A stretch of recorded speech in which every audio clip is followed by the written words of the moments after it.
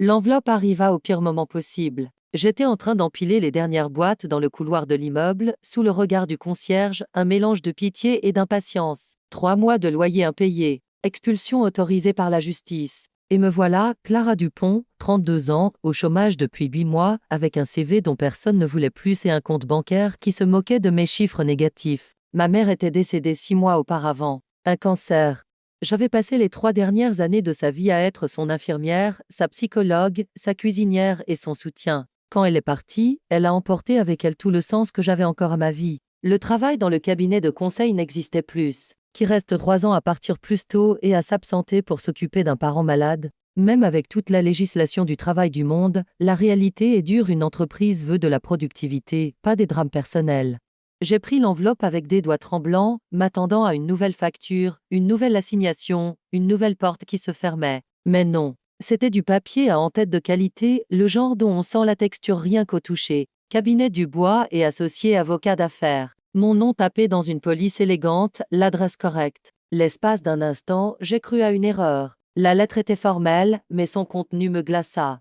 Nous sollicitons votre présence à notre cabinet pour la discussion d'une proposition commerciale susceptible de vous intéresser. Objet, représentation maritale temporaire. Rémunération à discuter en personne. Un numéro de téléphone, une adresse dans le quartier le plus chic de la ville et une signature que je ne parvenais pas à déchiffrer. J'ai téléphoné 3 fois avant d'avoir le courage de parler.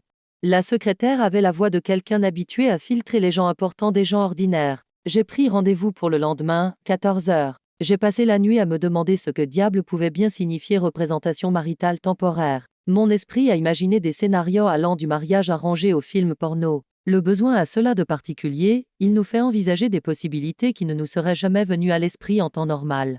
Le lendemain matin, j'ai enfilé mon seul tailleur encore présentable, un héritage de l'époque où j'avais une carrière prometteuse, et je me suis regardée dans le miroir fêlé de la salle de bain. Clara Dupont, une femme forte qui avait pris soin de sa mère malade jusqu'au bout. Une femme qui avait été licenciée pour faute grave parce qu'elle avait dû s'absenter pour l'enterrement. Une femme à 3 jours de dormir dans la rue. Mais toujours une femme. Toujours debout. Toujours combattante. Le cabinet se trouvait au 22e étage d'un immeuble qui ressemblait davantage à un monument à l'argent. Du marbre au sol, des tableaux qui semblaient valoir plus que ma vie entière, des réceptionnistes qui m'ont jaugé de la tête aux pieds en 2 secondes. J'ai attendu 40 minutes. Quand on m'a enfin appelé, mon anxiété s'était déjà transformée en un mélange toxique de curiosité et de désespoir. Maître Dubois était tout ce à quoi je m'attendais d'un avocat de renom. Costume impeccable, montre valant plus qu'une voiture, sourire travaillé. Il m'a offert un café dans une tasse en porcelaine et est allé droit au but, comme s'il lisait une ordonnance. Notre client a besoin d'une épouse pendant 6 mois. C'est un contrat de prestation de service. Apparition publique, événements mondains, représentation lors d'engagements familiaux. Rien de physique, bien sûr. Uniquement de la représentation. Le paiement est de 500 000 €, déposé à la fin de la période, sous réserve du respect intégral des clauses contractuelles. Un demi-million. Le chiffre a résonné dans ma tête comme un coup de canon. Un demi-million d'euros. Je pourrais tout rembourser, repartir à zéro, et peut-être même ouvrir la petite boutique dont j'avais toujours rêvé. Mais la conversation avait un drôle d'arrière-goût, comme de la nourriture dont on n'est pas sûr qu'elle soit encore bonne. Juste pour être sûr que tu continues à recevoir nos histoires, abonne-toi à la chaîne. Mets aussi un like à celle-ci et dis-moi dans les commentaires d'où dans le monde tu écoutes. Qui est votre client? Ai-je demandé, essayant de ne pas paraître trop désespéré. Victor Fournier, homme d'affaires, héritier du groupe Fournier Holding. Il a besoin de sauver les apparences pour des raisons familiales. Sa grand-mère, Madame Odette, a 93 ans et contrôle 51% des actions de l'entreprise. Elle veut voir son petit-fils marié et heureux avant qu'il ne soit trop tard. Victor Fournier. Même moi, qui vivais déconnecté du monde des affaires depuis des mois, je connaissais ce nom. Un milliardaire playboy, toujours dans les magazines avec des mannequins différents, connu pour son arrogance et son côté coureur de jupons. Et maintenant, il avait besoin d'une faute épouse pour tromper sa grand-mère mourante. La situation était si absurde que j'ai failli rire. Pourquoi moi? La question est sortie avant que je ne puisse réfléchir. Il y a des actrices, des mannequins, des femmes payées pour ça. Maître Dubois m'a étudié pendant quelques secondes, comme s'il décidait quelle part de la vérité il pouvait me révéler. Notre client veut quelqu'un authentique, loin de son milieu. Madame Odette a un sens aigu de la fausseté. Elle a déjà rejeté 3 candidates. Femme trop évidente, trop fabriquée. Le mot m'a dérangé, mais j'ai compris son raisonnement. Une femme ordinaire, avec une vraie histoire, de vrais problèmes, serait plus convaincante pour une femme de 93 ans qui avait probablement tout vu dans la vie. J'étais authentique par nécessité, pas par choix. J'ai besoin de temps pour y réfléchir, ai-je dit, mais je savais déjà quelle serait ma réponse. Quand on se noie, on ne s'interroge pas trop sur la qualité de la corde qu'on nous tend. C'est compréhensible. Mais notre client aimerait une réponse d'ici demain. La situation de Madame Odette est délicate. Le temps est un facteur important. Il m'a tendu une pochette scellée. Voici tous les termes du contrat. Je vous recommande de les lire attentivement. Si vous acceptez, nous nous retrouvons après-demain pour la signature et le début immédiat. Je suis sorti du cabinet avec la pochette sous le bras et la tête qui tournait. Dans la rue, le contraste était brutal. Dame Jean qui se dépêchait, une vie normale, tandis que je tenais entre mes mains la possibilité d'un changement radical. Un demi-million pour 6 mois de mensonges. Était-ce immoral? Probablement. Était-ce ma seule issue? Certainement. Le soir, j'ai ouvert la pochette et lu chaque paragraphe 3 fois. Le contrat était extrêmement détaillé. Résidence dans le manoir des Fournier. Garde-robe fournie. Calendrier d'événements mondains. Cours de savoir-vivre et de maintien. Interdiction totale de relations parallèles. Discrétion absolue sur les termes de l'accord. Et une clause qui a attiré mon attention, la contractante s'engage à jouer le rôle d'une épouse amoureuse et dévouée en toute situation publique et familiale, en maintenant une cohérence émotionnelle et comportementale. Jouer le rôle d'une épouse amoureuse. Pour un homme que je ne connaissais pas, qui me mépriserait probablement, qui m'achetait comme si j'étais un objet de décoration pour sa vie de mensonge. Mais 500 000 €, c'était 500 000 €. Et Victor Fournier, aussi méprisable soit-il, m'offrait une sortie honnête de mes problèmes. Plus honnête que bien d'autres alternatives qui m'étaient passées par la tête ces dernières semaines. J'ai signé le lendemain, la main tremblante et le cœur battant à tout rompre.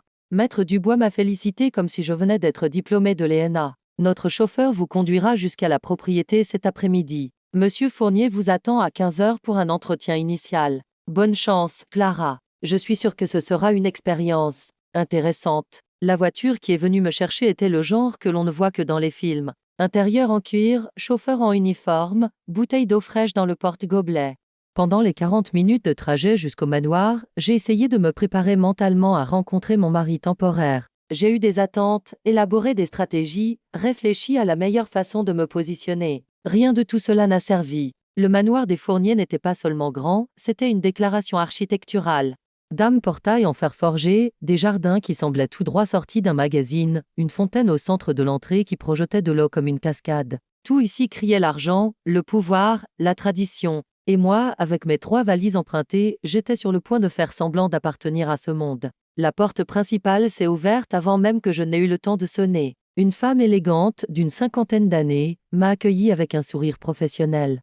Vous devez être Clara. Je suis Hélène, la gouvernante. Monsieur Victor vous attend à la bibliothèque. S'il vous plaît, suivez-moi. Nous avons longé des couloirs ornementés, traversé des salons qui ressemblaient à des musées, monté un escalier de marbre qui faisait écho à nos pas. La bibliothèque se trouvait au 2e étage et contenait plus de livres que je n'en avais jamais vu de toute ma vie. C'est là qu'il était. Victor Fournier, mon mari de façade, mon employeur, mon billet pour sortir de la misère. Il s'est retourné quand je suis entrée, et pendant une seconde, je suis restée sans voix. Les photos des journaux ne lui rendaient pas justice. Grands, larges épaules, yeux sombres qui semblaient me radiographier. Beau d'une manière qui dérange, comme si la nature s'était évertuée à créer quelqu'un de parfait pour ensuite lui donner une personnalité horrible en guise de compensation. Il portait une simple chemise blanche et un pantalon de costume, mais la façon dont il portait les vêtements transformait n'importe quel tissu en une déclaration de supériorité. Clara Dupont. Ce n'était pas une salutation, mais une confirmation, comme s'il cochait un élément sur une liste de courses. J'espère que vous avez lu le contrat attentivement. Je l'ai lu 3 fois, ai-je répondu, essayant de ne pas montrer à quel point sa présence m'intimidait. Et j'accepte les termes. Bien. Il s'est approché, et j'ai réalisé qu'il était encore plus grand qu'il ne le paraissait de loin. Certaines choses doivent être claires dès le départ. C'est une affaire, pas une relation. Vous êtes là pour remplir un rôle précis pendant une période déterminée. Je ne m'attends pas à ce que nous développions une quelconque proximité émotionnelle. Gardez la performance convaincante en public et soyez vous-même lorsque nous sommes seuls. Ce sera plus facile pour nous deux.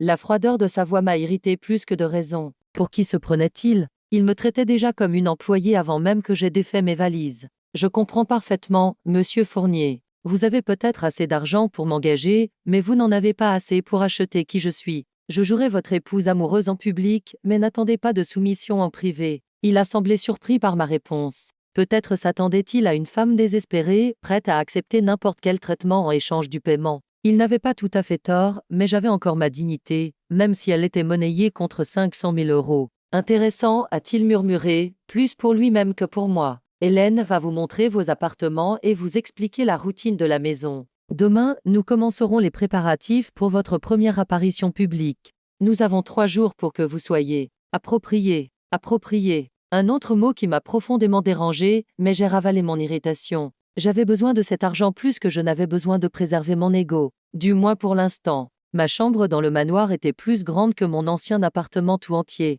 Lit king size, dressing de la taille d'une boutique, salle de bain avec baignoire en marbre et douche qui ressemblait à une cabine spatiale. Sur la commode, il y avait une carte Bienvenue dans la famille Fournier. J'espère que vous vous sentirez comme chez vous. Odette. Madame Odette. La grand-mère. La raison de toute cette mascarade. Un instant, je me suis sentie coupable. Une femme de 93 ans, avec probablement quelques mois à vivre, trompée par son propre petit-fils. Mais la culpabilité a vite disparu.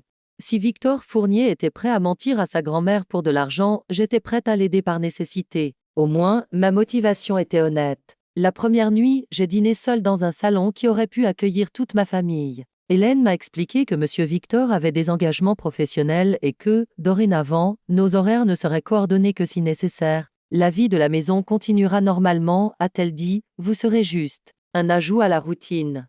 Un ajout à la routine. Comme un nouveau meuble ou un aménagement dans le jardin. C'était ma place dans cette maison, un élément décoratif avec une date de péremption. Mais les éléments décoratifs ne paient pas 500 000 euros. Il y avait quelque chose de plus derrière toute cette histoire, et j'allais le découvrir. Je me suis allongée dans le lit gigantesque, regardant le plafond peint à la main, et j'ai repensé au chemin qui m'avait menée ici.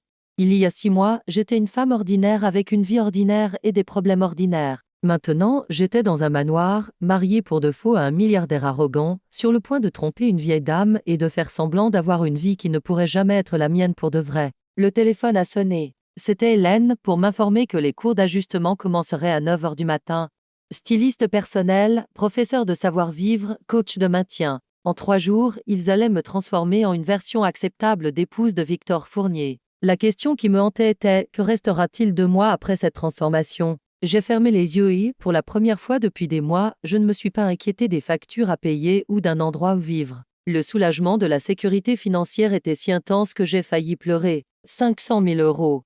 6 mois de mensonges. Un prix élevé pour ma dignité, mais peut-être le seul que je pouvais payer pour ma survie. Demain, ma nouvelle vie de Clara Fournier commencerait. La femme que Victor avait achetée pour résoudre ses problèmes familiaux. Mais quelque chose me disait qu'il n'avait aucune idée de ce qu'il avait réellement acheté. Et quand il le découvrirait, il serait peut-être trop tard pour nous deux. Le réveil est sonné à 7 h du matin. Ce n'était pas nécessaire, car j'étais déjà réveillée depuis 2 heures, à regarder par la fenêtre de la chambre les jardins parfaitement entretenus, et à penser à la façon dont ma vie avait radicalement changé en moins de 24 heures. D'une femme menacée d'expulsion à la fausse épouse d'un milliardaire. Si quelqu'un m'avait raconté cette histoire, j'aurais ri et dit que cela n'arrive que dans les mauvais films.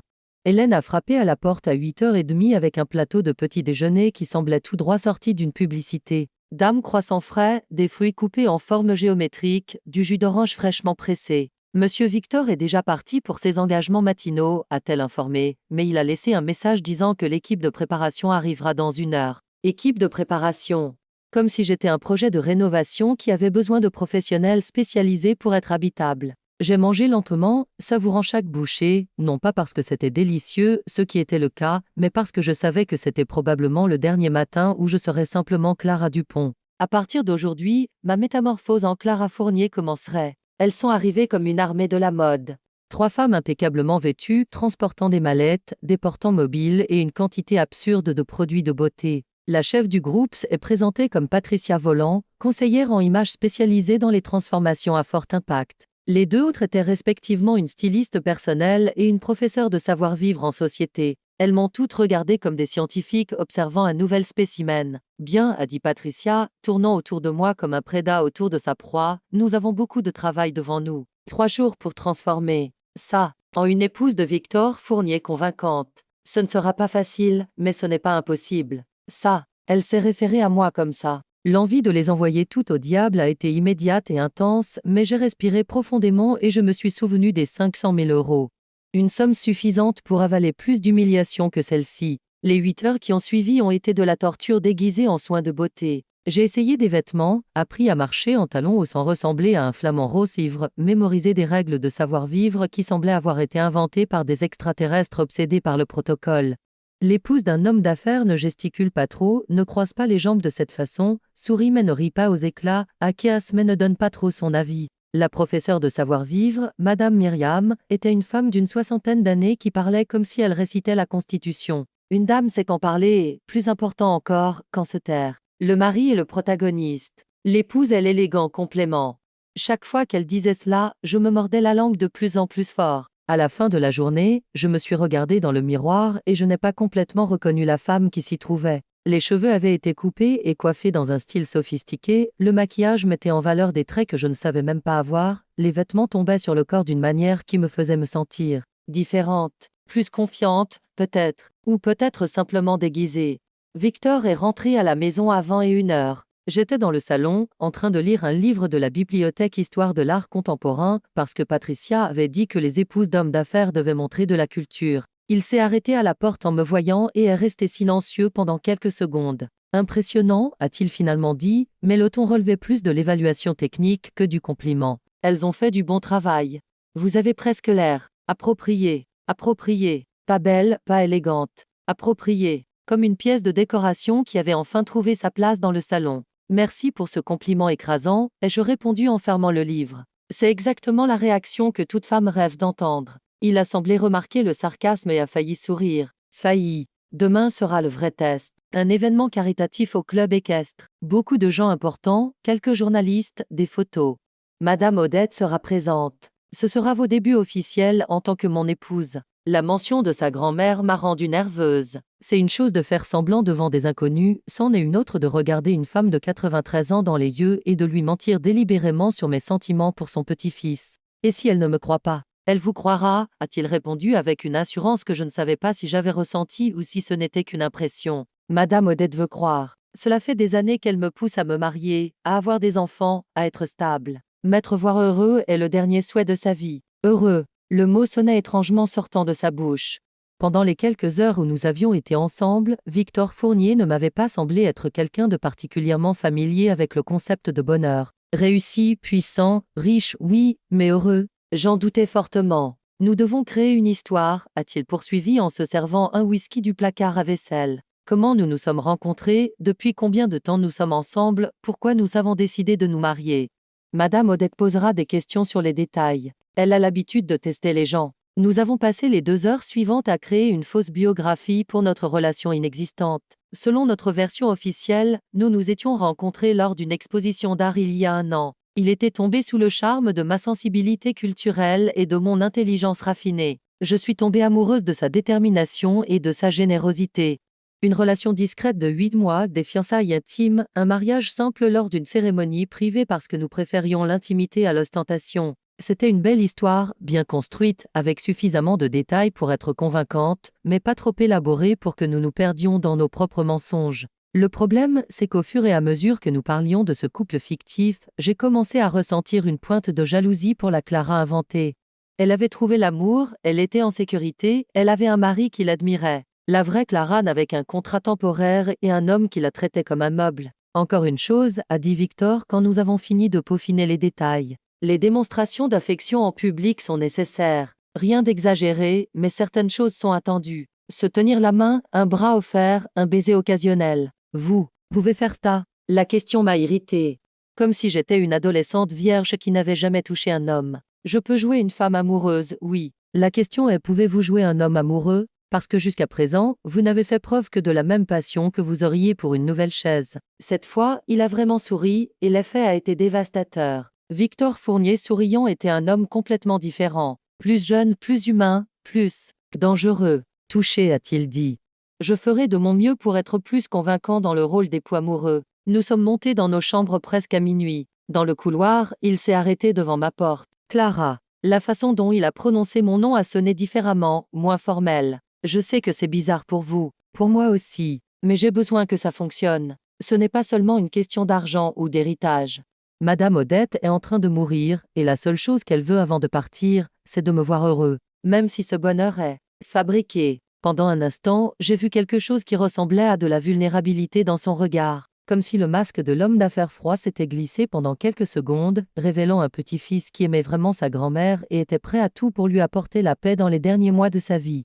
J'ai failli avoir pitié de lui. Failli. Je respecterai ma part de l'accord, ai-je répondu. Demain, vous aurez l'épouse la plus amoureuse que 500 000 € peuvent acheter. Il a acquiescé et est allé dans sa propre chambre. J'ai fermé la porte et je me suis appuyé dessus, les yeux fermés. Le premier jour était terminé, et j'étais toujours debout. Il me restait 2 jours pour me préparer, puis 6 mois de représentation.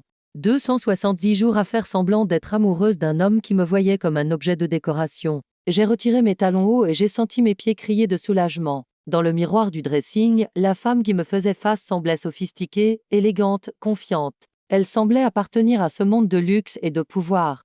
La question qui me hantait était quand tout cela serait terminé, serais-je encore capable de reconnaître la Clara qui existait avant que tout cela ne commence? L'événement au club équestre serait mon baptême du feu. Aucune marge d'erreur. Une mauvaise performance et Victor pourrait résilier le contrat avant même la fin du premier mois. Une performance trop bonne et je risquais de me perdre dans mon propre personnage. Je me suis allongée dans le lit en pensant à l'ironie de la situation. Moi, qui avais passé 3 ans à m'occuper d'une mère malade et à être invisible dans le monde, je serais maintenant le centre de l'attention dans l'une des familles les plus puissantes du pays. Temporairement, bien sûr, mais quand même, pendant 6 mois, je serais Clara Fournier, la femme qui avait réussi à conquérir le cœur du célibataire le plus convoité de la ville. Si seulement c'était vrai. La robe que Patricia avait choisie pour mes débuts coûtait plus que mon salaire d'une année entière lorsque j'avais un salaire. Bleu marine, coupe impeccable, tissu qui semblait couler sur le corps, accompagné de chaussures qui étaient de petites œuvres d'art architectural et de bijoux empruntés qui avaient probablement leur propre assurance. Quand j'ai fini de me préparer, je n'ai même pas cru à la femme qui me faisait face dans le miroir. Parfaite, a déclaré Patricia, ajustant un dernier détail sur le collier. Suffisamment élégante pour impressionner, mais pas au point d'éclipser son mari. Exactement ce qu'une épouse doit être. Exactement ce qu'une épouse doit être. La phrase a résonné dans ma tête alors que je descendais les escaliers du manoir. Victor m'attendait dans le hall d'entrée, impeccable dans un smoking qui coûtait probablement plus qu'une voiture de ville.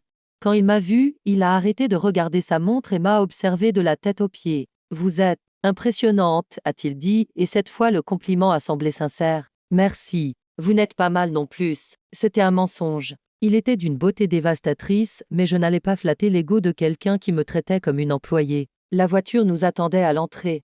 Pendant le trajet jusqu'au club, Victor m'a fait un briefing sur les personnes que nous allions rencontrer. Robert Cavalry, propriétaire de la chaîne d'hôtels, marié à Sonia, qui adore les ragots. Évitez de lui donner trop d'informations personnelles. Marc Duval, de la banque, est un ami de la famille depuis des décennies, mais il a la langue bien pendue. S'il vous pose des questions sur les affaires, changez de sujet. La liste a continué pendant 20 minutes. Dame, nom, des visages, des caractéristiques, des pièges à éviter. C'était comme étudier pour un examen où l'échec signifiait une humiliation publique et la perte d'un demi-million d'euros. Pas de pression. Et Madame Odette? Ai-je demandé quand il a terminé la liste. Elle arrivera 1 heure après nous. C'est sa stratégie, faire une entrée triomphale quand tout le monde est déjà présent. Elle aime être le centre de l'attention, même à 93 ans.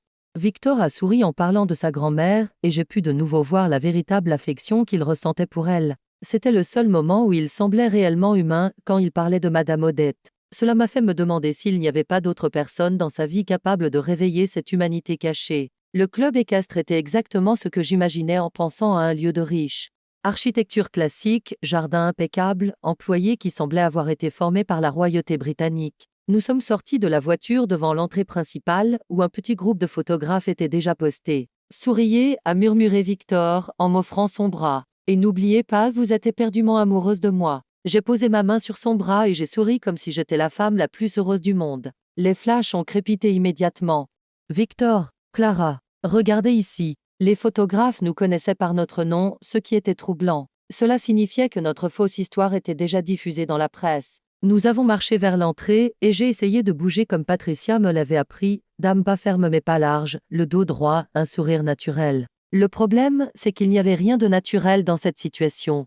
Je jouais un rôle pour les caméras, je simulais des sentiments pour de l'argent, je mentais au monde entier sur qui j'étais. À l'intérieur du grand salon, l'élite de la ville se saluait avec des baisers de l'air et des sourires calculés. Dames, femmes avec des bijoux qui coûtaient des fortunes, des hommes avec des montres qui valaient des appartements. Dame, conversation sur des voyages dans des endroits que je ne connaissais qu'à la télévision, des affaires qui déplaçaient plus d'argent que je ne pouvais l'imaginer. Victor, mon chéri. Une femme d'une cinquantaine d'années s'est approchée les bras ouverts. Sonia Cavalry, celle qui aimait les ragots. Et voici la fameuse Clara qui a volé le cœur de notre éternel célibataire. Sonia, quel plaisir. Victor l'a saluée d'un baiser sur la joue. Clara, voici Sonia Cavalry, une grande amie de la famille. Enchantée, ai-je dit en tendant la main, mais elle m'a tiré dans une étreinte serrée. Allons, ma chérie, nous sommes presque de la famille maintenant. Racontez-moi tout. Comment vous êtes-vous rencontrés? C'était le coup de foudre? Victor a toujours été si sélectif avec ses petites amies. Les questions sont venues comme une mitraillette et j'ai répondu en suivant exactement le script que nous avions répété. Nous nous sommes rencontrés lors d'une exposition d'art. Victor a un regard très sensible sur les belles choses. Je l'ai regardé avec ce que j'espérais être de l'adoration sincère. Je suis tombée amoureuse de sa façon de voir le monde. C'est tellement romantique. Sonia a applaudi comme si elle venait de voir un film émouvant. Et le mariage? J'ai entendu dire qu'il était très discret. Nous préférons l'intimité, a répondu Victor, passant son bras autour de ma taille. Le geste m'a surprise, mais j'ai forcé mon corps à se détendre. Clara n'aime pas l'ostentation. C'est l'une des qualités que j'admire le plus chez elle. Le mensonge est sorti si naturellement de sa bouche que j'ai failli le croire. Failli. Sonia a continué à poser des questions, mais heureusement, d'autres personnes se sont approchées et la conversation s'est dispersée. Pendant l'heure suivante, nous avons été présentés à au moins 30 personnes. Dames hommes d'affaires, des politiciens, des personnalités mondaines, tout curieux de connaître la femme qui avait dompté Victor Fournier. J'ai souri, j'ai salué, j'ai répondu aux questions et j'ai joué le rôle de l'épouse amoureuse avec une aisance qui m'a surprise. Peut-être que des années à m'occuper de ma mère malade m'avaient appris à faire semblant pour ne pas inquiéter les autres. Peut-être que la nécessité fait vraiment des miracles. Ou peut-être que j'étais meilleure actrice que je ne l'imaginais. Vous vous en sortez bien, a murmuré Victor pendant un moment où nous étions seuls au bar. Très bien, en fait. Ne soyez pas si surpris. Les femmes pauvres savent aussi parler aux gens importants. L'ironie m'a échappé avant que je ne puisse me retenir. Il m'a regardé avec une expression que je n'ai pas pu déchiffrer. Ce n'est pas ce que je voulais dire. Alors qu'est-ce que vous vouliez dire? Avant qu'il ne puisse répondre, un murmure a parcouru le salon. Les conversations ont baissé, les têtes se sont tournées, et j'ai su immédiatement que Madame Odette était arrivée. C'était impossible de ne pas le savoir. Sa présence a transformé l'atmosphère du lieu instantanément. Elle est entrée en s'appuyant sur une canne à poignée argentée, mais son maintien était aussi droit que celui d'une reine. Puisque tu es resté avec moi jusqu'ici, c'est que tu aimes nos histoires. Alors abonne-toi à la chaîne pour ne pas manquer les prochaines. Mets un like à celle-ci et dis-moi dans les commentaires d'où dans le monde tu nous regardes. Dame cheveux blancs coiffés en chignon impeccable, une robe noire simple mais manifestement chère, des bijoux discrets, mais qui criaient la tradition et le pouvoir. À 93 ans, Odette Fournier dominait encore n'importe quel endroit où elle entrait. Grand-mère. Victor s'est dirigé vers elle immédiatement, et je l'ai suivi. Quand nous nous sommes approchés, il s'est penché pour l'embrasser sur la joue. Vous êtes radieuse ce soir. Ne me flattez pas, mon garçon, a-t-elle répondu, mais le sourire sur son visage montrait une affection sincère. Puis elle m'a regardé. Et voici Clara. Le regard scrutateur que j'ai reçu a duré environ 15 secondes, mais cela a semblé une éternité. Dame yeux bleus encore vivement examinée de la tête aux pieds, comme si elle lisait toute mon histoire à travers ma peau. Finalement, elle m'a tendu la main. Madame Odette, ai-je dit en serrant sa main fermement. C'est un honneur de vous rencontrer. L'honneur est pour moi, ma chère. Je rencontre enfin la femme qui a réussi l'impossible, faire tomber mon petit-fils vraiment amoureux. La phrase m'a frappé comme une gifle. Faire tomber mon petit-fils vraiment amoureux. Si elle savait que j'avais fait tout le contraire, être payée pour simuler un amour qui n'existait pas. La culpabilité est montée dans ma gorge comme de la bile, mais j'ai réussi à garder mon sourire. Victor est un homme très spécial, ai-je répondu, en espérant que ma voix ne tremble pas. N'importe quelle femme aurait de la chance de l'avoir. HM. Madame Odette a continué de m'étudier. Nous reparlerons plus tard, vous et moi. Seul. Je veux mieux connaître la femme qui a volé le cœur de mon petit-fils. Le reste de la soirée est passé dans un flou de conversation et de présentation. Nous avons dîné à une table réservée pour la famille Fournier et quelques amis proches. J'étais assise entre Victor et un homme d'affaires qui n'arrêtait pas de parler d'investissement technologique. Victor a joué le rôle de l'époux attentif, il m'a servi du vin, m'a demandé si j'étais à l'aise, m'a incluse dans les conversations d'affaires d'une manière qui semblait naturelle. Clara a une vision très intéressante du marketing numérique, a-t-il dit lors d'une discussion sur les stratégies commerciales. Elle me surprend toujours avec des aperçus qui ne me seraient pas venus à l'esprit. C'était un mensonge, évidemment nous n'avions jamais parlé de marketing, mais la façon dont il l'a dit l'a fait paraître vrai. Pendant un instant, j'ai failli croire qu'il m'admirait vraiment professionnellement. Failli. Pendant le dessert, un orchestre a commencé à jouer et quelques personnes se sont dirigées vers la piste de danse. Victor s'est levé et m'a tendu la main. Voulez-vous danser? Ce n'était pas une demande, mais une partie de la performance. Nous sommes allés sur la piste et il m'a prise dans ses bras. Danser avec Victor Fournier, c'était comme flotter sur un nuage. Il menait avec une assurance absolue et je me suis laissé emporter par la musique et la mascarade. Pendant quelques minutes, j'ai fermé les yeux et j'ai fait semblant que nous étions vraiment un couple amoureux, dansant lors de notre première apparition publique en tant que mari et femme. Vous dansez bien, a-t-il murmuré près de mon oreille, et le ton intime a fait accélérer mon cœur de manière traîtresse. Dame cours de danse quand j'étais adolescente. Ma mère disait que toute femme devrait savoir danser. La mention de ma mère est sortie sans que j'y pense. Pendant une seconde, j'ai oublié que je jouais un rôle. Elle doit être fière de vous. Elle est morte il y a 6 mois. L'information a échappé avant que je ne puisse me retenir. Ce n'était pas dans le script. Cela ne faisait pas partie de la performance. Victor a perdu le rythme pendant une fraction de seconde. Je suis désolée. Je ne savais pas. Comment auriez-vous pu le savoir? Vous ne savez rien de moi à part ce qui est dans le contrat. La musique s'est arrêtée, mais nous sommes restés immobiles au milieu de la piste pendant quelques secondes, nous regardant l'un l'autre. Il y avait quelque chose de différent dans son regard, comme s'il me voyait vraiment pour la première fois. Puis le moment est passé, et nous sommes retournés à la table. L'événement s'est terminé vers minuit. Nous avons dit au revoir à tout le monde avec des sourires et des promesses de nous revoir. Madame Odette m'a serré dans ses bras avant de partir. Demain, vous venez prendre le thé avec moi, a-t-elle dit. Ce n'était pas une invitation, c'était un ordre. À 15 heures, seul. Dans la voiture, sur le chemin du retour, Victor était inhabituellement silencieux. Il n'a parlé que lorsque nous sommes arrivés au manoir. Vous vous êtes très bien débrouillé ce soir. Mieux que ce que j'espérais. Encore une fois, merci pour cette confiance écrasante. J'étais fatiguée, physiquement et émotionnellement. Jouer un rôle pendant 4 heures d'affilée était plus épuisant que je ne l'imaginais. Clara. Il a arrêté la voiture à l'entrée du garage, mais n'est pas descendu immédiatement. À propos de votre mère, si vous voulez en parler un jour, je ne voudrais pas. J'ai coupé sa phrase avec plus de dureté que je ne le souhaitais. Ma vie personnelle ne fait pas partie du contrat. Il a acquiescé, mais j'ai pu voir que ma réponse l'avait dérangé. Tant mieux. Il voulait que tout reste professionnel, alors c'est ce qu'il aurait. Nous n'allions pas devenir amis. Nous n'allions pas nous confier l'un à l'autre. Je ferai ma part de l'accord, je recevrai mon paiement et je sortirai de sa vie pour toujours. Nous sommes montés dans nos chambres en silence. Devant la porte de ma chambre, il s'est arrêté de nouveau. Le thé avec Madame Odette demain. Elle pourrait poser des questions difficiles. Elle a un talent spécial pour détecter les mensonges. Je m'en sortirai. J'ai ouvert la porte de la chambre. Bonne nuit, Victor. Bonne nuit, mon épouse. J'ai fermé la porte et je me suis appuyée dessus, les yeux fermés. Le premier test était passé, mais je sentais que le plus difficile était encore à venir. Madame Odette n'était pas comme les autres invités de la soirée. Elle ne se contenterait pas de réponses superficielles et de sourires polis. Elle voulait connaître la femme qui avait conquis le cœur de son petit-fils. Le problème, c'est que cette femme n'existait pas. Et demain, pendant un thé en tête-à-tête avec une femme de 93 ans qui n'avait rien à perdre, je devrais l'inventer. Le thé de l'après-midi avec Madame Odette s'est déroulé dans le jardin d'hiver du manoir, un endroit qui ressemblait davantage au décor d'un film d'époque. Dames plantes exotiques, des meubles en rotin blanc, une table dressée avec de la porcelaine fine et des pâtisseries qui ressemblaient à des œuvres d'art. Elle m'attendait déjà quand je suis arrivée, à 15 heures précises, vêtue d'un ensemble jupe et blazer que Patricia avait choisi spécialement pour l'occasion. « Asseyez-vous, ma chère, a-t-elle dit, me désignant la chaise en face d'elle. J'espère que vous aimez le thé Earl Grey. C'est mon préféré depuis plus de 70 ans. J'aime beaucoup. » C'était un mensonge, je n'avais jamais bu d'Earl Grey de ma vie, mais cela semblait être la bonne réponse pour le moment. Madame Odette a versé le thé avec des gestes précis, même avec ses mains de 93 ans. « Alors, Clara, racontez-moi. D'où venez-vous? Que faisiez-vous avant de rencontrer mon petit-fils? Quels sont vos rêves? » La question était simple, mais pleine de pièges. Quelle part de la vérité pouvais-je dire sans détruire la mascarade? Je viens d'une famille modeste. Je travaillais dans un cabinet de conseil avant de me concentrer sur mon mariage.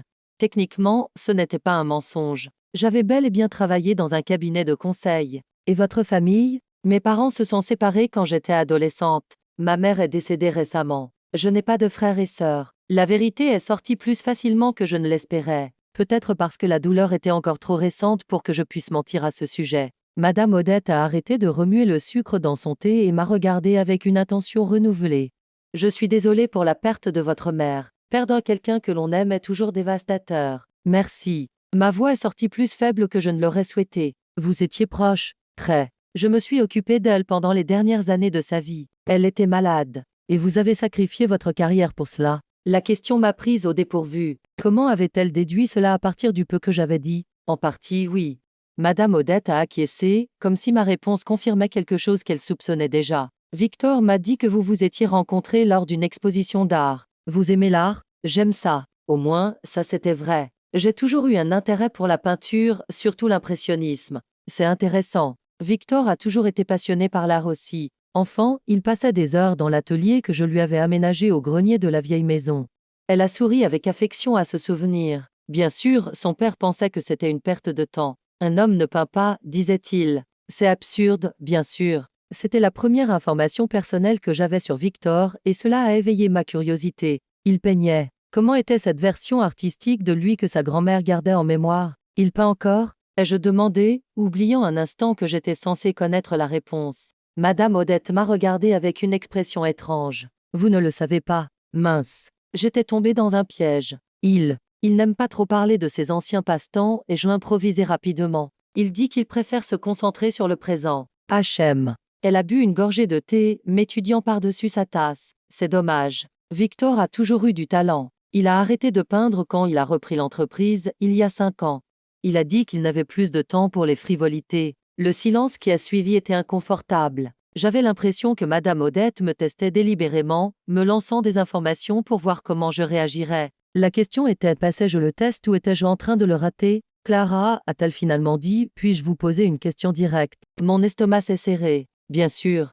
Aimez-vous mon petit-fils? La question a résonné dans le jardin comme un coup de canon. Pendant quelques secondes, je n'ai pas pu parler. Comment répondre à cela? Mentir directement à une femme de 93 ans qui voulait juste voir son petit-fils heureux? Ou dire la vérité et détruire son dernier rêve? Ai-je commencé, mais ma voix a défailli. C'est une question simple, ma chère. Aimez-vous Victor ou non? J'ai respiré profondément et j'ai regardé directement dans ses yeux. Madame Odette, je tiens beaucoup à Victor. Il est un homme complexe, parfois difficile à comprendre, mais cela ne répond pas à ma question. Elle avait raison. Et l'intensité de son regard m'a fait me sentir comme si j'étais en confession ou mentir serait un péché impardonnable. J'apprends à l'aimer, ai-je finalement dit. Certaines personnes tombent amoureuses au premier regard.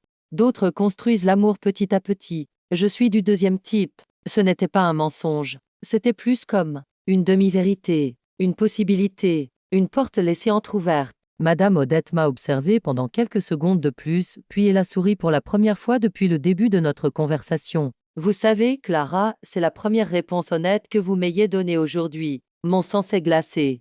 Elle savait que je mentais depuis le début. Je ne comprends pas. Ma chère, j'ai 93 ans. J'en ai vu des choses dans ma vie. J'ai assisté à de vrais mariages et à des mariages de convenance. J'ai connu des femmes amoureuses et des femmes intéressées. Et je peux vous dire avec une certitude absolue que vous ne rentrez dans aucune des catégories évidentes. Elle s'est levée difficilement de sa chaise, en s'appuyant sur sa canne. Vous n'êtes pas une femme intéressée si vous l'étiez, vous auriez mieux étudié la vie de l'homme que vous êtes censé avoir épousé. Vous n'êtes pas non plus une femme éperdument amoureuse, vos réactions sont trop calculées, vos réponses trop répétées. Elle a marché jusqu'à la fenêtre, dos à moi. Mais vous n'êtes pas non plus une mauvaise personne. Je peux le voir dans la façon dont vous avez parlé de votre mère, dans la sincérité de votre douleur. Vous avez du caractère, Clara. Et c'est plus que ce que je peux dire de la plupart des gens qui fréquentent ce cercle social. Je suis restée silencieuse, ne sachant que dire. J'avais été démasquée, mais pas de la façon que je m'y attendais. La question, a-t-elle poursuivi, se retournant pour me faire face de nouveau, est de savoir ce que vous comptez faire de cette situation. Je ne sais pas de quoi vous parlez. Bien sûr que si. Elle est revenue à la table et s'est assise de nouveau. Mon petit-fils vous paye pour faire quelque chose. Je ne sais pas exactement quoi, mais je connais Victor depuis 40 ans. Il a toujours eu tendance à essayer de résoudre les problèmes avec de l'argent. Mon cœur battait si fort que j'ai eu peur qu'elle puisse l'entendre. Madame Odette, je peux vous expliquer. Vous n'avez rien à m'expliquer, ma chère. Elle nous a servi plus de thé, comme si nous discutions de la météo. Ce que mon petit-fils a fait ou n'a pas fait, c'est son problème. Ce qui m'intéresse, c'est vous. Moi, vous avez quelque chose que Victor a perdu depuis longtemps. L'authenticité. Pendant les quelques minutes où vous avez parlé de votre mère, vous étiez complètement réel. Et quand je vous ai demandé si vous aimiez mon petit-fils, je vous ai vu lutter entre le mensonge facile et une vérité plus compliquée. Elle a bu une gorgée de thé et m'a regardé avec un sourire presque maternel. Vous savez quelle a été ma conclusion? c'est que peut-être Victor a fait la bonne chose pour les mauvaises raisons. Peut-être qu'il a trouvé exactement ce dont il avait besoin sans même savoir qu'il le cherchait. Vous n'allez pas lui dire que vous savez. Lui dire quoi? Que mon petit-fils a embauché une femme intègre et intelligente pour résoudre ses problèmes familiaux, qu'elle essaie de s'en sortir sans perdre sa dignité? Je ne vois rien de mal à cela. Le soulagement a été si intense que j'ai failli pleurer, mais Madame Odette n'avait pas encore fini. Cependant, a-t-elle dit, avec le ton de quelqu'un qui s'apprête à donner un ordre, je veux que vous fassiez quelque chose pour moi. Quoi? Ne laissez pas cette situation vous transformer en quelqu'un que vous n'êtes pas. Victor a tendance à traiter les gens comme des objets quand il est sous pression. Ne lui permettez pas de vous faire cela. Elle s'est levée de nouveau, indiquant que la conversation était terminée. Et encore une chose, Clara. Cette réponse sur le fait que vous apprenez à aimer mon petit-fils. Je vous suggère d'y réfléchir. Parfois, les vérités les plus importantes commencent comme des mensonges que l'on se raconte à soi-même. Je suis sortie du jardin d'hiver avec la tête qui tournait. Madame Odette savait que le mariage était faux, mais elle n'allait pas me dénoncer. Plus que cela, elle semblait approuver ma présence dans la vie de Victor, comme si j'étais exactement ce dont il avait besoin, même si aucun de nous ne le savait encore. La question qui me hantait était sa dernière phrase. Étais-je vraiment en train d'apprendre à aimer Victor? Était-il possible de développer de vrais sentiments pour quelqu'un qui me traitait comme une employée? Ou étais-je simplement en train de confondre l'attirance physique évidente avec quelque chose de plus profond? Ce soir-là, pendant le dîner, Victor m'a demandé comment s'était passé le thé avec sa grand-mère. Elle a posé beaucoup de questions, ai-je répondu diplomatiquement. Mais je pense que j'ai été acceptée.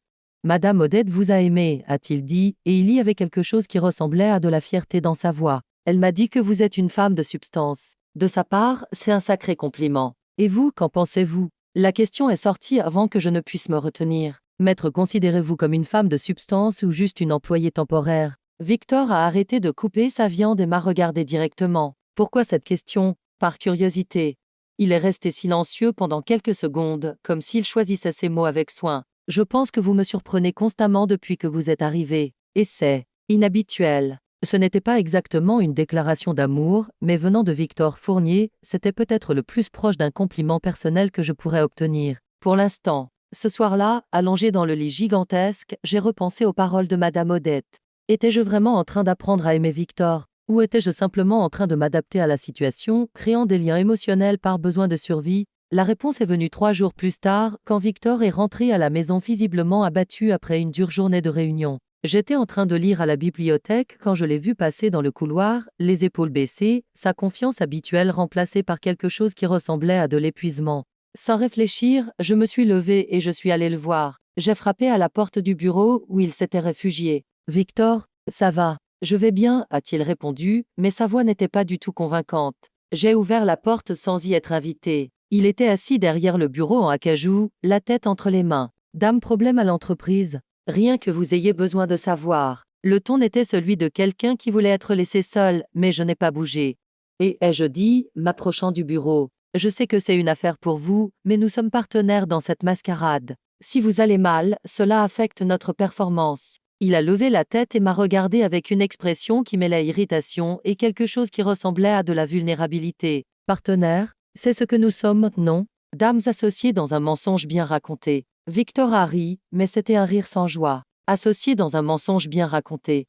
J'aime cette définition. C'est à ce moment-là que j'ai réalisé, je tenais à lui. Pas à cause de l'argent, pas à cause du contrat. Je voulais sincèrement le consoler, l'aider, être la personne en qui il pouvait avoir confiance quand le poids des responsabilités devenait trop lourd. Peut-être que Madame Odette avait raison. Peut-être que j'étais vraiment en train d'apprendre à l'aimer. Et peut-être que c'était la chose la plus dangereuse qui pouvait arriver dans toute cette situation. La semaine suivante a apporté une proposition qui changerait tout. Victor est rentré à la maison un jeudi avec une expression que j'avais déjà appris à interpréter, il avait quelque chose d'important à discuter. Pendant le dîner, il était plus silencieux que d'habitude, répondant aux questions par des monosyllabes, préparant clairement le terrain pour une conversation sérieuse. « Clara, a-t-il finalement dit, quand Hélène a débarrassé les assiettes du dessert.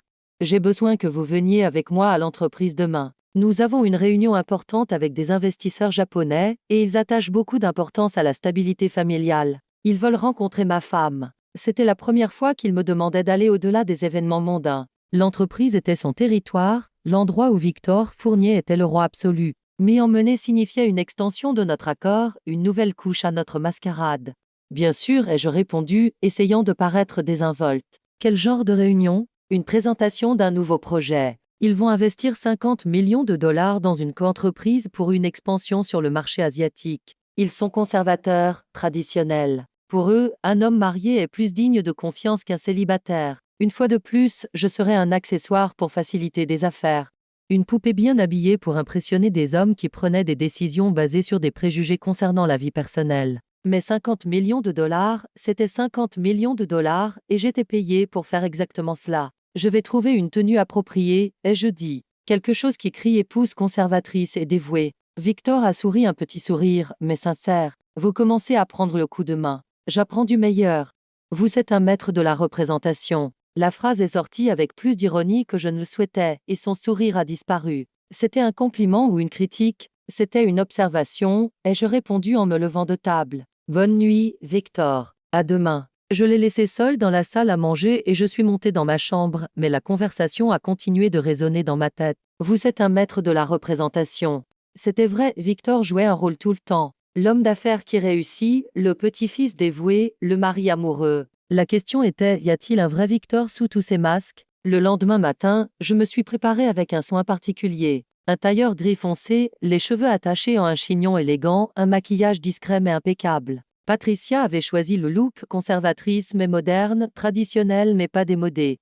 Quand je me suis regardée dans le miroir, j'ai vu exactement ce qu'il voulait que je sois, la femme parfaite de l'homme d'affaires qui réussit. Le siège de Fournier Holding se trouvait dans l'un des bâtiments les plus modernes de la ville. 40 étages de verre et d'acier, une déclaration architecturale de pouvoir et d'ambition. Le nom de l'entreprise brillait en lettres dorées au sommet de l'immeuble, visible de plusieurs endroits de la ville. Il était impossible de regarder cela sans sentir le poids de la responsabilité que Victor portait. Impressionnant, ai-je dit en sortant de la voiture dans le parking du sous-sol. C'est juste un bâtiment, a-t-il répondu, mais j'ai pu voir la fierté discrète dans ses yeux. Ce bâtiment représentait des générations de travail de la famille Fournier, et Victor était le gardien actuel de tout cet empire. Nous sommes montés directement au 40e étage, où se trouvaient les bureaux de la direction. L'ascenseur était privé, réservé à Victor et au cadre supérieur. Pendant la montée, il m'a donné les dernières instructions. Les Japonais sont formels. Inclinez-vous légèrement en étant présenté. Ne commencez pas de conversation d'affaires. S'ils posent des questions sur ma routine à la maison, mettez l'accent sur la stabilité et l'harmonie. Compris. Je serai l'épouse exemplaire qu'ils attendent. Les portes de l'ascenseur se sont ouvertes, révélant un environnement qui ressemblait davantage au décor d'un film. Marbre, bois noble, œuvres d'art qui coûtaient probablement des fortunes. Dames employées impeccablement vêtues marchaient d'un pas pressé, transportant des dossiers et des tablettes. Tous ont salué Victor avec un respect révérencieux et m'ont regardé avec une curiosité mal dissimulée. Tout le monde, a dit Victor, s'arrêtant au milieu du couloir principal, je voudrais vous présenter ma femme, Clara Fournier. C'était la première fois que j'entendais mon prénom avec son nom de famille, et l'impact a été inattendu. Clara Fournier. Pendant une seconde, cela a semblé réel, comme si j'appartenais vraiment à ce monde. Les employés m'ont salué avec des sourires polis et des commentaires sur le plaisir de me rencontrer enfin. Une femme d'âge mûr s'est approchée avec un sourire plus chaleureux que les autres. Clara, quelle joie! Je suis Marina, l'assistante exécutive de Victor depuis 10 ans. Il parle tellement de vous, il parle tellement de moi. Victor me parlait à peine quand nous étions seuls, alors encore moins avec ses employés. Mais Marina semblait sincèrement enthousiaste à l'idée de me rencontrer, alors j'ai souri et j'ai répondu de manière appropriée. Marina est indispensable ici, a dit Victor. Elle connaît cette entreprise mieux que moi. C'est absurde, a répondu Marina, mais elle était visiblement flattée par le compliment. Clara, si vous avez besoin de quoi que ce soit pendant que vous êtes ici, faites-le moi savoir. Je connais tous les recoins de cet immeuble. Nous avons été conduits à la salle de réunion principale, un environnement intimidant avec une table pour 20 personnes, un écran de projection géant et une vue panoramique sur la ville. Les investisseurs japonais attendaient déjà 3 hommes en costume sombre identique, assis avec une posture impeccable et des expressions sérieuses. Tanaka-san, Matsui-san, Kimura-san, Victor s'est légèrement incliné en les saluant, et j'ai fait de même. Je voudrais vous présenter ma femme, Clara. Ils se sont levés immédiatement et se sont inclinés en retour, prononçant mon nom avec un accent prononcé mais respectueux. Fournier-san, enchanté. Pendant l'heure suivante, j'ai regardé Victor en action dans l'environnement qui était véritablement son territoire. Il a présenté des chiffres, des graphiques, des projections, des stratégies de marché. Il parlait avec une autorité absolue sur les secteurs économiques, les tendances mondiales, les opportunités d'investissement. C'était une version de lui que je n'avais jamais vue, confiant, charismatique, visionnaire. Les Japonais ont posé des questions techniques complexes, ont remis en question les hypothèses, ont testé la solidité du projet. Victor a répondu à tout avec précision et assurance, démontrant une connaissance encyclopédique de sa propre entreprise. Il était impossible de ne pas être impressionné. Et la famille? A demandé Tanaka sans soudain, s'adressant à moi. Êtes-vous contente de la carrière de votre mari? C'était à moi de briller dans le rôle d'épouse dévouée. Très contente, ai-je répondu en regardant Victor avec ce que j'espérais être de l'admiration sincère. Victor est un homme incroyablement dévoué. Sa passion pour les affaires est inspirante. Dames enfants, a insisté Matsuisan. Nous prévoyons, a répondu Victor rapidement, m'épargnant d'avoir à inventer une réponse. Nous voulons d'abord établir des bases solides. Ils ont acquiescé avec approbation.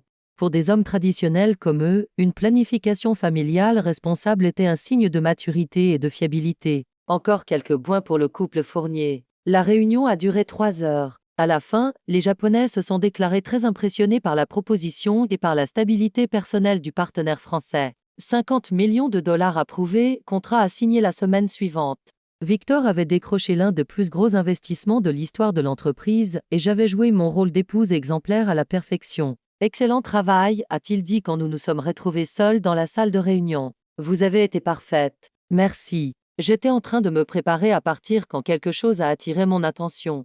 Sur la table, il y avait un dossier ouvert avec des tableaux de chiffres, et sur l'un d'eux, j'ai vu quelque chose qui m'a fait m'arrêter. Victor, puis-je vous poser une question sur le projet? Il a semblé surpris. Bien sûr. J'ai vu les chiffres de distribution ici. Prévoyez-vous toute la logistique via des centres urbains? Oui. C'est le modèle le plus efficace. Mais qu'en est-il des zones rurales? Le marché asiatique a une population rurale gigantesque. Ne serait-il pas plus intelligent de créer des points de distribution décentralisés? Victor m'a regardé comme si je venais de parler en mandarin. Vous vous y connaissez en logistique? J'ai travaillé dans un cabinet de conseil en stratégie d'entreprise pendant 5 ans. Avant. Eh bien, avant tout cela. J'ai pointé les tableaux du doigt. Cette structure de distribution fonctionnera dans les grandes villes, mais vous allez perdre une part de marché importante dans les zones périphériques. Il s'est approché de la table et a commencé à examiner les chiffres avec plus d'attention. Continuez. Pendant 20 minutes, nous avons analysé ensemble les tableaux de distribution. J'ai signalé des failles dans la stratégie, suggéré des alternatives, montré comment de petits ajustements pourraient augmenter la portée du projet d'au moins 30%. Victor a posé des questions techniques, a testé mes suggestions, et peu à peu son expression a changé de la surprise à quelque chose qui ressemblait à du respect. Comment avez-vous remarqué cela en un coup d'œil? A-t-il finalement demandé. Parce que je ne suis pas émotionnellement investi dans le projet. Parfois, une perspective extérieure voit ce qui est sous notre nez depuis des mois. Il est resté silencieux pendant quelques secondes, étudiant mon visage comme s'il me voyait pour la première fois. Clara, voudriez-vous participer à la révision stratégique du projet? C'est-à-dire, en tant que consultante, pas en tant que ma femme, en tant que professionnelle. Vos observations ont été précieuses. C'était la première fois que Victor m'offrait quelque chose basé sur mes compétences, pas sur ma capacité à jouer un rôle. Sérieusement? Complètement sérieux. Je peux vous aménager un bureau temporaire ici, vous pouvez revoir tous les documents, suggérer des améliorations. Bien sûr, ce serait rémunéré en dehors de notre autre accord, notre mascarade maritale. Pour un instant, il m'offrait quelque chose de réel, la chance d'utiliser ma formation professionnelle, de contribuer à quelque chose de significatif. J'aimerais beaucoup. Très bien. Marina peut tout organiser. Vous commenceriez lundi. Nous sommes partis de l'entreprise avec une dynamique complètement différente. Dans la voiture, au lieu du silence gênant habituel, nous avons parlé de stratégie de marché, de tendances économiques, des défis de l'expansion internationale. C'était stimulant d'avoir une conversation intellectuelle avec Victor, de voir le respect grandissant dans ses yeux à mesure que je démontrais mes connaissances techniques. Pourquoi ne m'avez-vous pas dit plus tôt que vous aviez cette expérience? A-t-il demandé quand nous sommes rentrés à la maison. Vous n'avez pas demandé. Notre relation est strictement professionnelle, vous vous en souvenez? Vous engagez une épouse, pas une consultante. Peut-être que j'ai engagé les deux sans le savoir. Ce soir-là, nous avons dîné ensemble pour la première fois depuis que j'étais arrivé au manoir. Non pas parce qu'il était nécessaire de sauver les apparences, mais parce que nous avions des choses à discuter. Dame projet, des stratégies, des idées. C'était une sensation étrange. Pour la première fois, j'étais Clara Dupont, pas Clara Fournier. Pour la première fois, Victor s'intéressait à qui j'étais vraiment, pas seulement à la façon dont je pouvais jouer un rôle. Puis-je vous poser une question personnelle? A-t-il dit pendant le dessert. Vous pouvez essayer. Pourquoi avez-vous accepté cet accord? 500 000 euros, c'est beaucoup d'argent, mais vous avez manifestement assez de talent pour reconstruire votre carrière. Pourquoi choisir cette voie? La question m'a prise au dépourvu. Personne n'avait demandé mes motivations depuis que tout avait commencé. J'étais désespérée et je répondis honnêtement. Au chômage depuis 8 mois, sur le point d'être expulsé, sans perspective. Quand on se noie, on ne s'interroge pas trop sur la qualité de la corde qu'on nous tend. Et maintenant, vous vous sentez toujours désespéré? J'ai réfléchi à la question pendant quelques secondes. Non. Maintenant, je me sens confuse.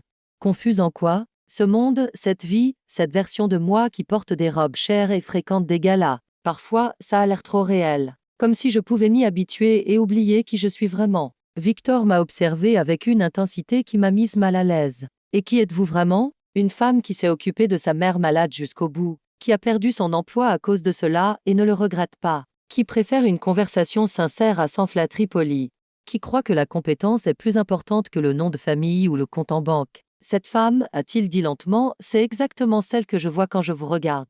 Le commentaire m'a complètement désarmé. C'était la chose la plus personnelle et la plus gentille que Victor m'avait dite depuis que nous nous étions rencontrés. Pendant un instant, j'ai oublié que notre relation était contractuelle, j'ai oublié qu'il me payait pour être là. Pendant un instant, c'était juste un homme et une femme qui parlaient de qui ils étaient vraiment sous leurs masques sociaux. Victor, ai-je dit, rassemblant le courage de poser la question qui me tourmentait depuis des jours. Êtes-vous jamais vraiment vous-même? Ou vivez-vous toujours en jouant ce que les autres attendent de vous? Il est resté silencieux si longtemps que j'ai cru qu'il n'allait pas répondre. Quand il a finalement parlé, sa voix était plus basse, plus vulnérable. Je ne me souviens pas de la dernière fois que j'ai été simplement moi-même. Je crois que j'ai arrêté de savoir qui est le vrai Victor quand j'ai repris l'entreprise. Et qui était-il, le vrai Victor? Un garçon qui peignait dans le grenier de sa grand-mère, qui rêvait d'avoir une galerie d'art, qui croyait qu'il pouvait changer le monde à travers la beauté. Il a ri, mais c'était un rire mélancolique. Naïf, n'est-ce pas? Je pense que cela ressemble à quelqu'un qui vaut la peine d'être connu. Nos regards se sont rencontrés pendant quelques secondes et quelque chose a changé à ce moment-là. Une barrière était tombée, un masque s'était glissé. Pour la première fois, je voyais l'homme derrière l'homme d'affaires, et il voyait la femme derrière l'épouse embauchée. Clara, a-t-il dit, la voix presque un murmure. Cela devient compliqué. Je sais. Cela ne devrait pas arriver. Je sais. Mais cela arrive. Je sais. Il s'est levé de table et a marché jusqu'à la fenêtre, dos à moi. Peut-être devrions-nous garder une distance professionnelle, pour ne pas compliquer l'accord. Peut-être ai-je acquiescé, mais le mot sonnait creux, même pour moi. Nous sommes montés dans nos chambres en silence, mais c'était un silence différent des précédents, chargé de choses non dites, de possibilités non explorées, d'une tension qui n'était pas seulement physique, mais émotionnelle. Devant la porte de ma chambre, il s'est arrêté. Lundi, vous commencez à l'entreprise, a-t-il dit, en tant que consultante. Est-ce ce que cela change quelque chose entre nous? Je ne sais pas, ai-je répondu honnêtement. Et vous, le savez-vous? Je n'en ai aucune idée. Nous sommes entrés dans nos chambres respectives, mais j'ai passé la nuit entière éveillée, à penser à la conversation. Victor Fournier avait des couches que je n'avais même pas imaginées. Sous l'homme d'affaires froid et calculateur, il y avait un homme qui avait renoncé à ses propres rêves pour porter le poids des attentes familiales. Un homme qui peignait dans le grenier de sa grand-mère et rêvait de changer le monde à travers l'art. Et moi, qu'est-ce que je devenais dans ce monde de luxe et de mensonges? Étais-je toujours la Clara qui s'était occupée de sa mère malade? Ou étais-je en train de me transformer en quelqu'un de différent, quelqu'un qui pourrait vraiment appartenir à cette vie? La réponse est venue le lundi, quand je suis arrivée à Fournier Holding, non pas en tant qu'épouse décorative, mais en tant que professionnelle. Marina m'a montré mon bureau temporaire plus petit que celui de Victor, mais plus grand que n'importe quel espace de travail que j'avais jamais eu. Bureau en verre, ordinateur de dernière génération, vue sur la ville. Bienvenue dans l'équipe, a-t-elle dit avec un sourire sincère. J'ai passé les jours suivants à me plonger dans des tableaux, des rapports, des analyses de marché. C'était stimulant de réutiliser ma formation, de sentir que je contribuais à quelque chose de réel et de précieux. Les suggestions que j'ai faites ont été mises en œuvre immédiatement, et j'ai vu les résultats positifs se refléter dans les chiffres du projet. Plus important encore, j'ai commencé à gagner du respect au sein de l'entreprise. Non pas en tant que femme du patron, mais en tant que professionnelle compétente. Dames cadres qui me traitaient au départ avec une condescendance polie ont commencé à me demander mon avis sur leur propre domaine. En une semaine, je m'étais établie comme une partie fonctionnelle de l'équipe. Vous êtes en train de causer une révolution silencieuse ici, a dit Marina un jeudi, pendant le déjeuner. La moitié des directeurs a peur que vous réorganisiez aussi leur département. Ce n'est pas le but, ai-je répondu. Je veux juste contribuer. Et vous contribuez. Victor a dit hier que vos modifications sur le projet japonais avaient augmenté la marge de profit de 22%. Victor parlait de mon travail avec d'autres cadres. C'était une reconnaissance professionnelle que je n'avais pas eue depuis longtemps, et l'effet sur mon estime de soi a été incommensurable. Pour la première fois depuis des mois, je me suis sentie utile, appréciée, respectée. Mais la situation à la maison est devenue plus complexe. Victor et moi avons établi une routine étrange. Pendant la journée, nous étions des collègues professionnels qui discutaient de stratégie et analysaient des rapports. Le soir, nous redevenions mari et femme de façade, dînant ensemble et parlant de choses futiles. Le problème, c'est que les frontières entre ces deux relations ont commencé à s'estomper. C'était difficile de feindre l'indifférence le soir quand nous avions passé la journée à collaborer intensément.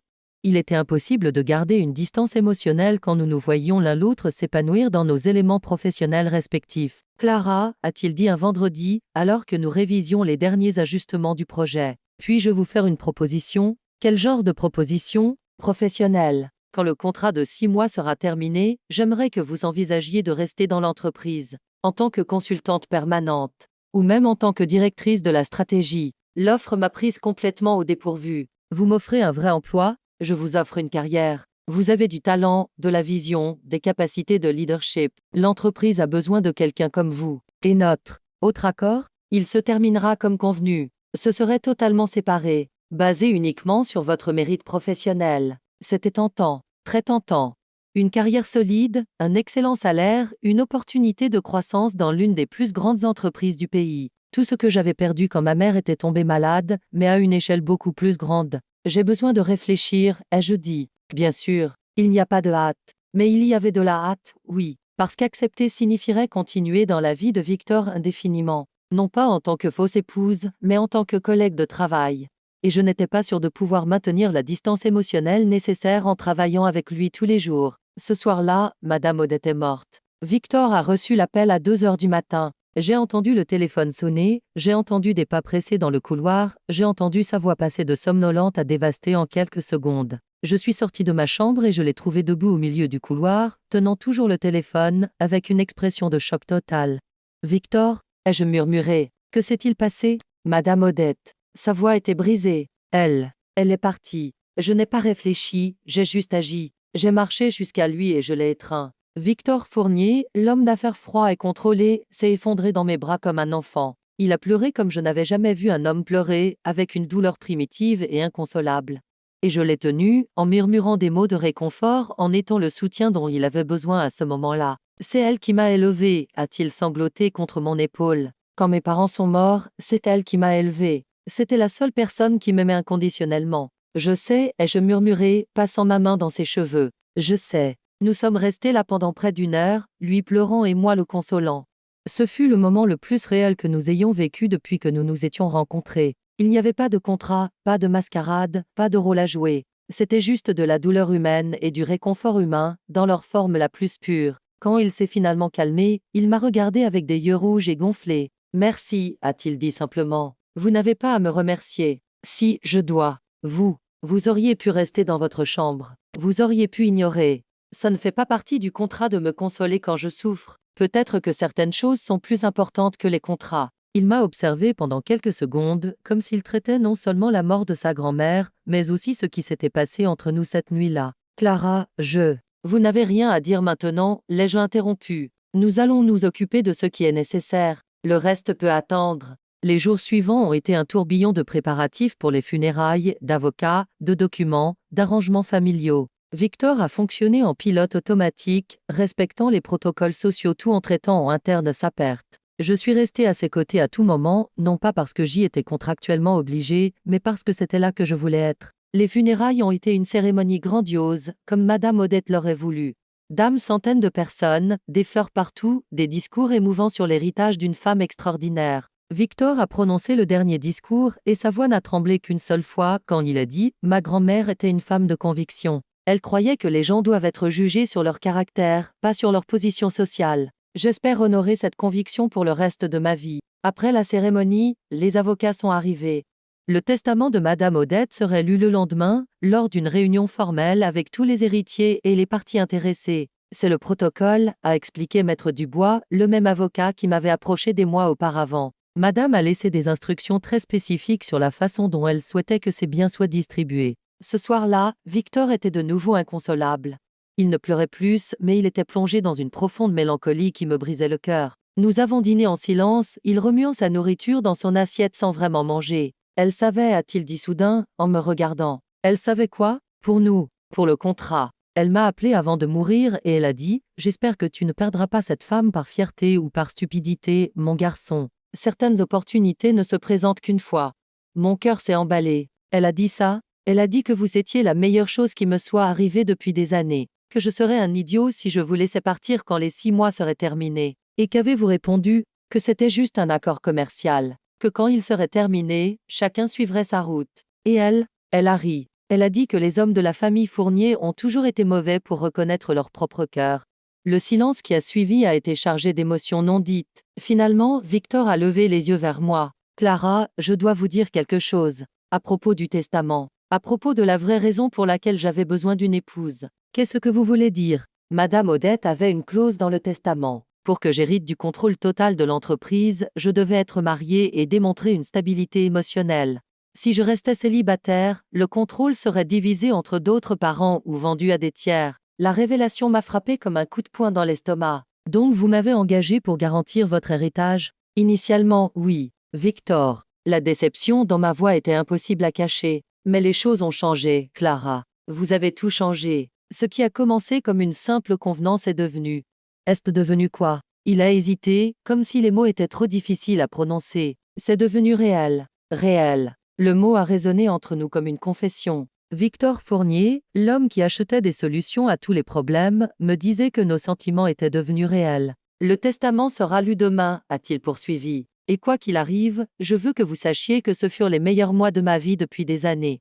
Vous m'avez rappelé qui j'étais avant de devenir juste un homme d'affaires. Victor, vous n'avez rien à dire maintenant, mais je veux que vous sachiez que l'offre d'emploi est toujours valable. Et que, si vous le voulez, j'aimerais découvrir ce qui pourrait exister entre nous quand nous ne jouerons plus de rôle. Nous sommes montés dans nos chambres ce soir-là, sachant que tout allait changer le lendemain.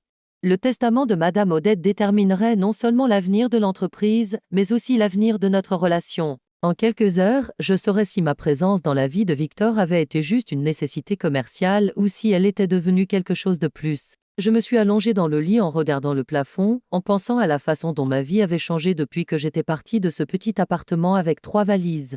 J'étais entrée dans cette maison comme une femme désespérée, prête à vendre ma dignité pour la sécurité financière. Maintenant, j'étais sur le point de découvrir si j'avais trouvé quelque chose de bien plus précieux que l'argent, un amour réel, même s'il était né des circonstances les plus artificielles possibles. La lecture du testament a eu lieu à la bibliothèque du manoir, le même endroit où Victor et moi nous étions rencontrés.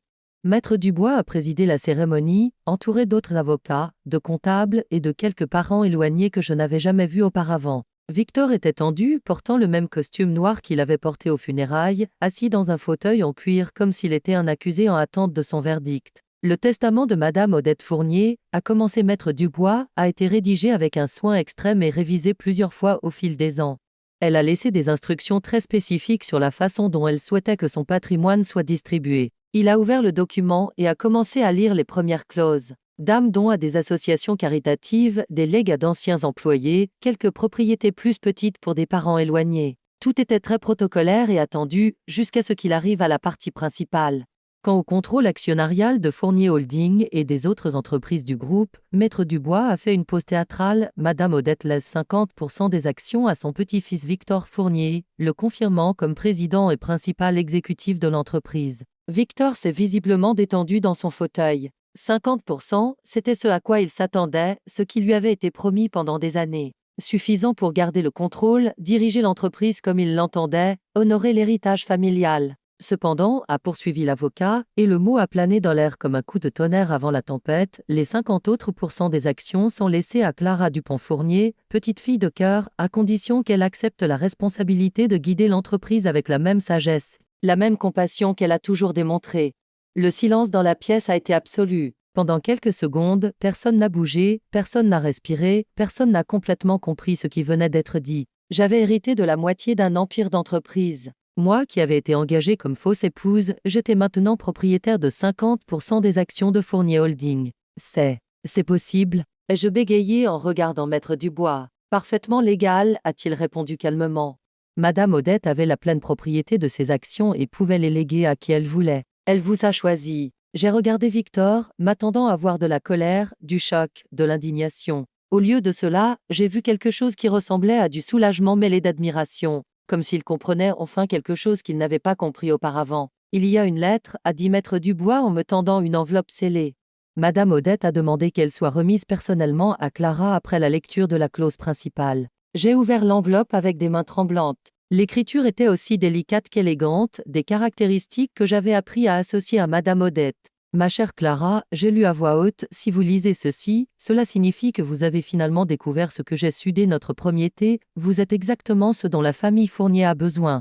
Non pas parce que vous êtes d'accord avec tout, mais parce que vous remettez en question quand il le faut. Non pas parce que vous êtes soumise, mais parce que vous êtes forte. Mon petit-fils a engagé une épouse, mais le destin lui a envoyé une partenaire. J'espère que vous accepterez cette responsabilité non pas comme un fardeau, mais comme une opportunité de créer quelque chose d'extraordinaire. L'entreprise a besoin de cœur autant que de cerveau. Victor a le cerveau. Vous avez le cœur.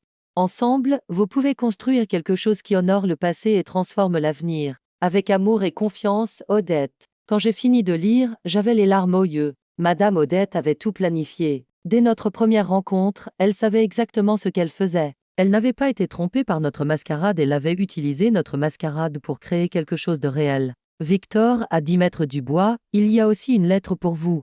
Il a ouvert sa propre enveloppe et l'a lue en silence. J'ai pu voir son expression changer progressivement, du choc à la compréhension, de la compréhension à quelque chose qui ressemblait à de la gratitude. Qu'a-t-elle dit? Ai-je demandé. Victor m'a regardé, puis a regardé les autres personnes présentes dans la pièce. Elle m'a dit d'arrêter d'essayer de tout contrôler seule, d'apprendre à partager les responsabilités avec quelqu'un en qui j'ai confiance, et que...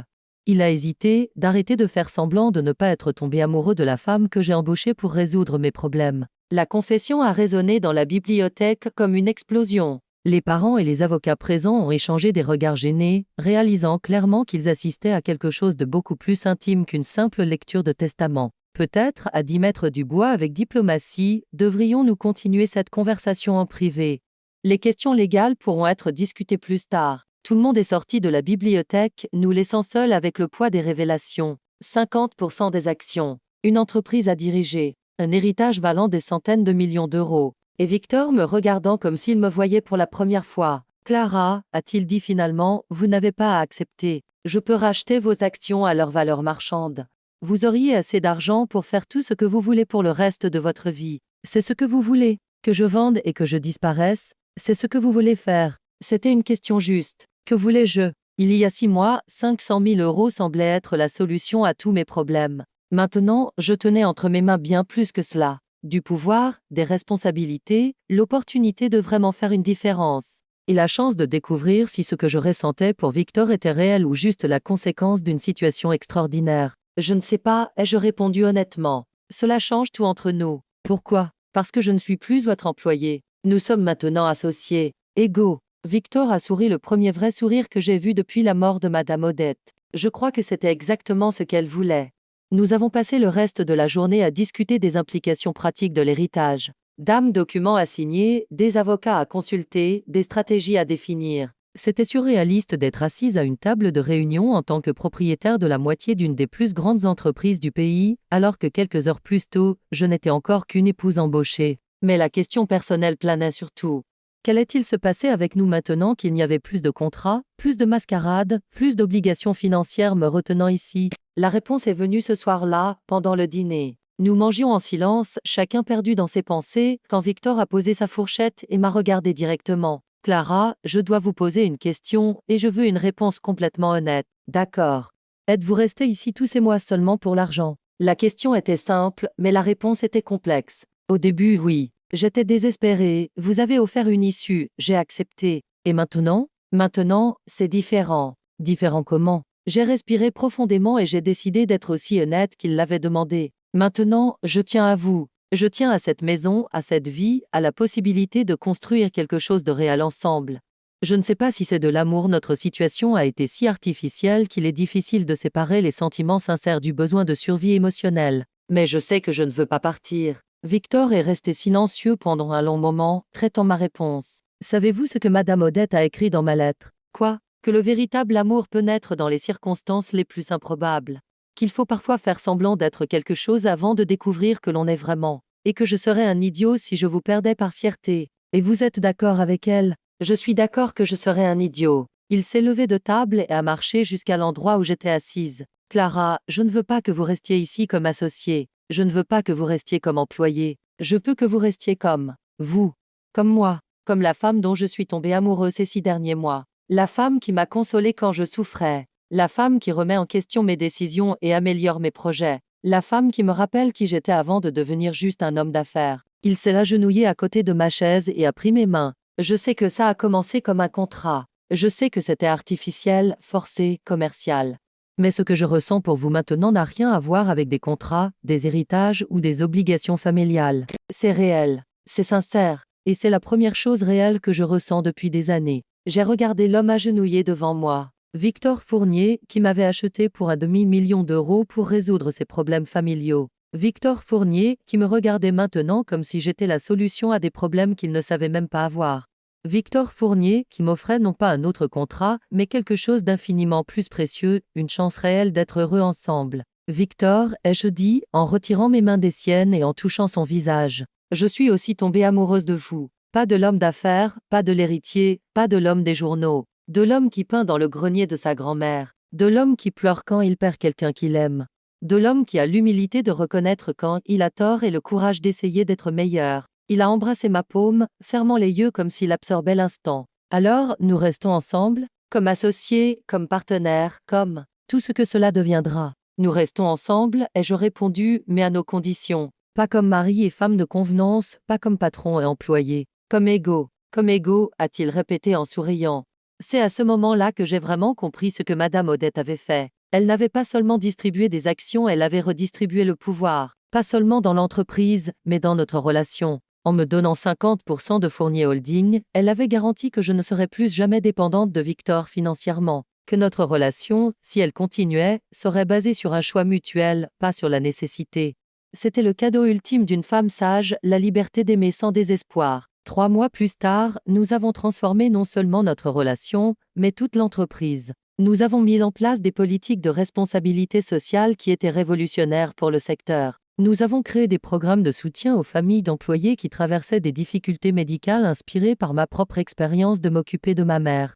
Nous avons investi dans des projets d'art et de culture, honorant le côté artistique de Victor qui avait été étouffé pendant des années. Clara Fournier révolutionne la gestion d'entreprise, titrait le magazine d'affaires le plus respecté du pays. L'article soulignait comment notre partenariat avait créé un nouveau modèle de leadership d'entreprise où la compétence technique s'alliait à la sensibilité sociale.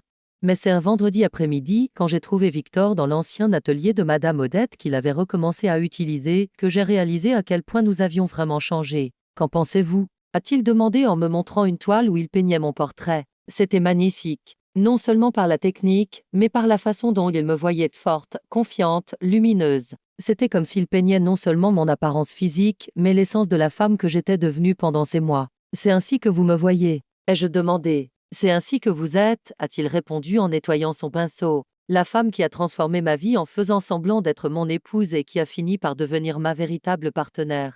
Nous nous sommes embrassés dans cet atelier baigné de lumière et de possibilités, entouré par l'odeur de la peinture à l'huile et le silence réconfortant d'une maison qui se sentait enfin comme un foyer. C'était un baiser différent de tous les autres que nous avions échangés pendant notre performance publique. Il était réel, il était à nous, il était libre de toute obligation contractuelle. Clara, a-t-il dit quand nous nous sommes séparés, j'ai une proposition pour vous.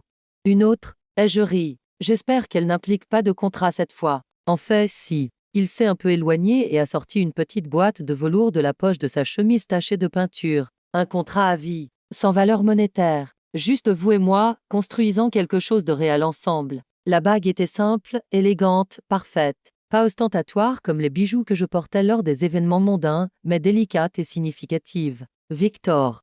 Je sais que nous avons commencé avec une mascarade, a-t-il dit en s'agenouillant au milieu de l'atelier. Je sais que notre histoire n'est pas conventionnelle. Mais je veux qu'elle soit notre vraie histoire. Pas une performance pour convaincre la famille, pas un accord commercial pour résoudre des problèmes. Juste nous deux, choisissant d'être ensemble tous les jours. Si cette histoire t'a tenu en haleine jusqu'ici, imagine les prochaines. Abonne-toi à la chaîne pour n'en manquer aucune. Mets un like à Serre et dis-moi dans les commentaires d'où dans le monde tu écoutes en ce moment.